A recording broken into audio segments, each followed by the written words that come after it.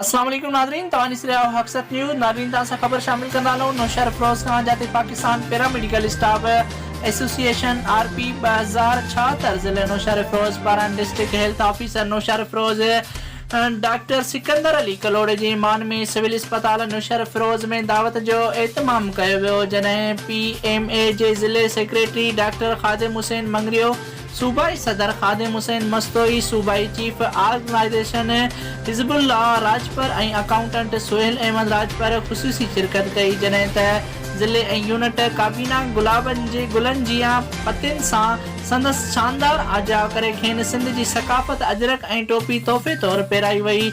उन मौक़े ते DHO नौशहर फ़रोज़ खे ज़िले जी चार्ज संभालते मुबारकबाद पेश कई।